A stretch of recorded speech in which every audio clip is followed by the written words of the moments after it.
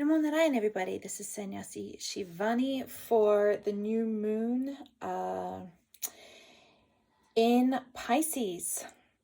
It's going to be at 12 degrees and 6 minutes in Pisces on the 2nd of March 2022. This is a big new moon, and it's a big I feel like the energies are a big fork in the road. In this particular chart, we have 10 planets, 10, spread over 3 signs. You've got Pisces, you've got Aquarius, and you've got Capricorn. And so if Capricorn sort of denotes the government, power over, and we've got an entire we've got a what do you call it? Oh, it's lost. Conjunction. Thank you. We've got a conjunction in each of the 3 different signs that is sort of like putting a lot of weight behind them. So you've got the government, which is Capricorn, then Aquarius is the people, is the conscious collective consciousness, and then Pisces is the spiritual. And so I'm going to cut it short. I'm going to I'm not going to fluff it up. In this new moon, you have to decide as a collective doesn't have to be a majority, but there does have to be a pervading frequency and it doesn't have, the pervading frequency doesn't have to have the answers. It has to have the intention. And that frequency is either going to amplify what's happening in Capricorn, power over, or it's going to amplify moving forward into the dream. Of course, this new moon really is kind of setting a glimpse into the angelic higher frequency of the 12th of April, which is when we have Jupiter and Neptune conjunct in Pisces, which is like unbounded water, because the water element of Pisces, and they're like two majorly amplifying.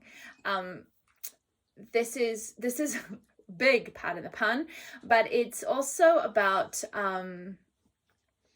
when there's no boundaries, there's tremendous higher frequencies are potentially going to be available for the direct experience, not just knowledge of, but experience on earth. So, when there is identification of the ahamkara or the ego, when there's a bright light, there's a dark shadow. So as you get more into a state of polarization, the brighter the light, the darker the shadow, but only if there's identification. And this is the people. This is the air element of Aquarius. So the 3 different conjunctions we've got going on is we've got the dream big, right, conjunction, which is sun and moon conjunct with Jupiter. Jupiter is very much, Jupiter is guru. Jupiter amplifies everything that is there. Jupiter is incredibly benefic. Okay, and Jupiter's going to be sextiled with Uranus. So sudden shifts. The axis of Pisces and Virgo is the health axis. So I think we're going to see a lot of shifts potentially around COVID restrictions and things like that. And I think our attention is going to be drawing away from that sort of polarization that we've seen, moving into an opportunity for growth in other aspects, which is, for example, we've got Pluto, Mars, and Venus all conjunct at 27 degrees. And 27 degrees is the frequency of exaltation. It's mastery, right? Precision, mastery. It's where goals can be fulfilled. But this is also going to, because the nodes are also at 27 degrees, it's going to shine a lot of This, which way are you going to go? Is the people going to go with the government and into war, or are the people going to go with the dream and into realizing a new earth and a spiritual existence in the human incarnation? Literally, this new moon is setting this tone. So Mars, the planet of war, Pluto, the planet of death and transformation, but Venus is the planet of values and love, and what do you value? So, which of course comes from Taurus, which is where Uranus is. So nothing is written in stone. Nothing is written in stone. Astrology is the math of probability. Okay, so you have a you have a symphony in G minor. The fact that it's in G minor, leads to a bit of a sad tale, but it doesn't have to be a sad song. It can lead to deeper expressions of love, right? Because love is beyond the dualism. So you've got the dream big in Pisces. You've got the potential for quite dramatic, top-down brutality. Let's just go with brutality, call it a spade, from Capricorn. And then in Aquarius, where the people are, you've got Mercury and Saturn. And this is the karma of words. The karma of words. Mercury is connected to Gemini, which is where the North Node is right now. And Saturn, of course, is still in that Saturn square with Uranus. So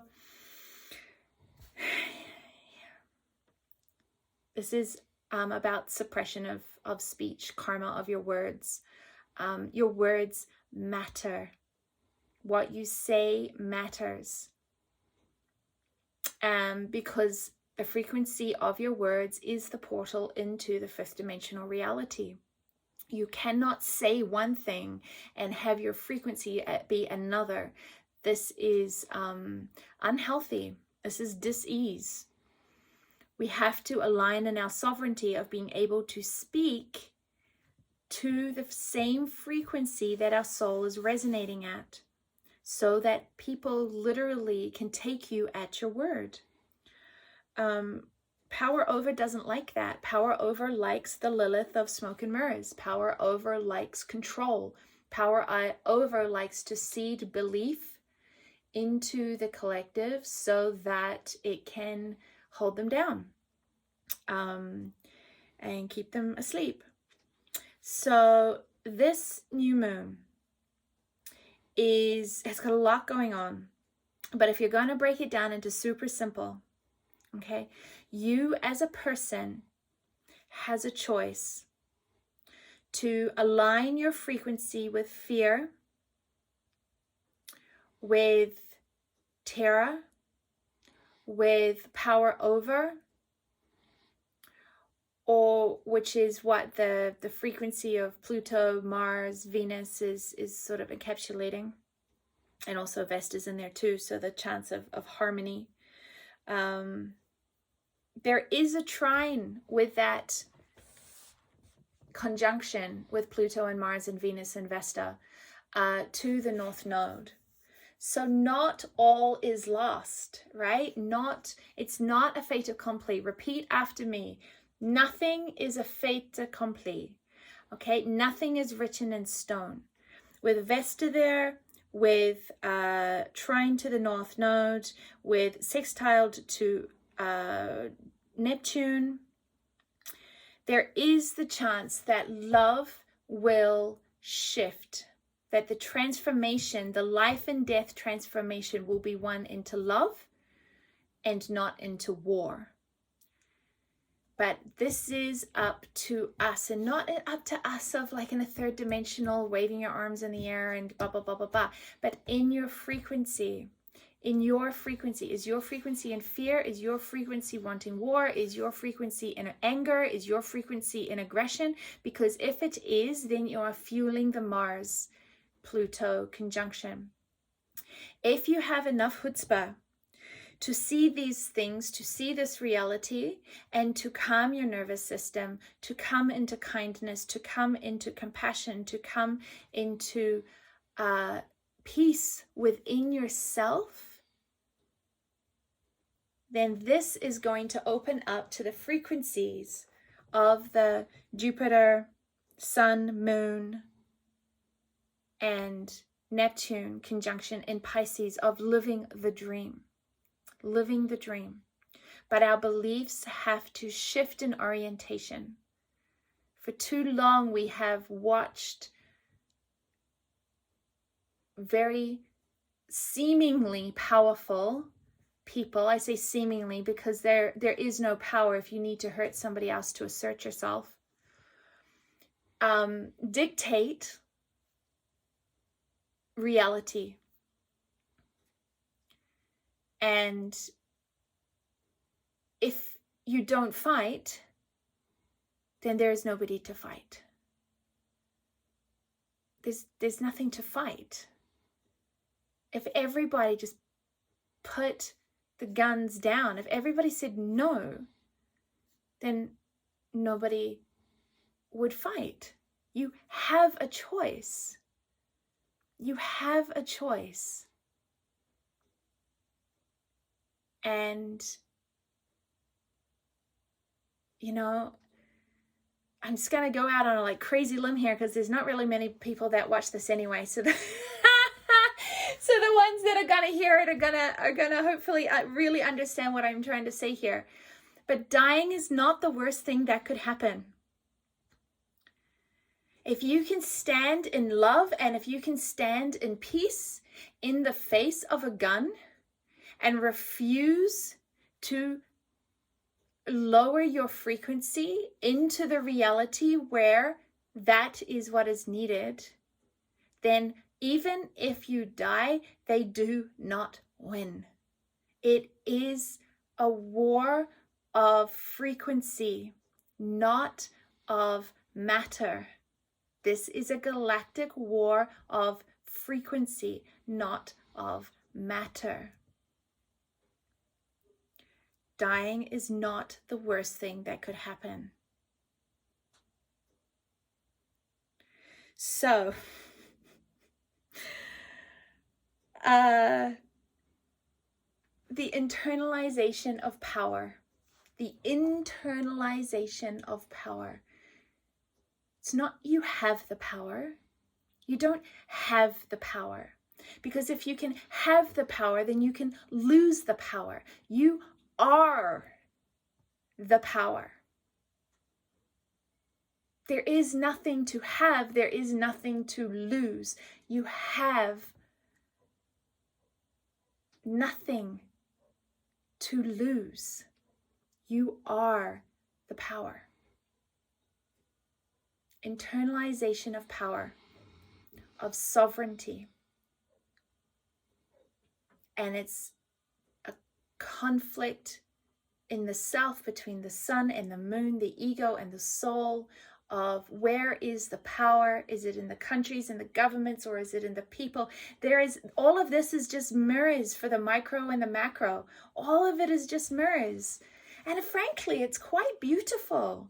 If you're not identified with the human experience, really, it's quite fascinating to be alive, to watch the patterns unfold, the torus of patterns unfold torrids of patterns unfold within themselves, and to realize that the answer, the thing that we are looking for, the choice that we are looking for, the permission that we are looking for, the peace that we are looking for, is the frequency of our own mind in this moment. And it doesn't mean you do not experience emotion. It does not mean that you do not have thoughts of frustration or anger. It's not that you limit your human experience. I'm not saying limit your human experience. I don't want anybody to tell me I'm telling you to limit your human experience. What I am saying is you are not your human experience. Who are you beyond the human experience? And the being, the standing wave, the spark of divinity that is your true nature, that is the true nature of your essence, is powerful, is peaceful, is loving, is kind. The human, they say that human was created in the form of God, or the shape of God, or whatever the quote is. I'm not a very quotey person. But God is not a human. God is not a carcass. It's not a man. It's not a woman. God is a frequency. So the light of man, the hue of man, is the light of God manifested. The light of God manifested. The frequency of God manifested is you. You are tat twam asi, that thou art. You are it already. And this 2nd of March, this new moon, with 10 planets over 3 signs, we have to come into balance. But having so much weight over one side of the chart does not mean that it topples. It means that the balance must be manifested, must be embodied. The discernment, the unconditional love, the courage must be sought out, must be found when the frequency of what is standing in front of you is the opposite. So I'm going to leave this here today. I hope you can find some solace, some courage. I am present and here and ready. This is why we came, to stand in kindness, to stand in love, to stand in the frequency of peace. And I love you all. Namo Narayan.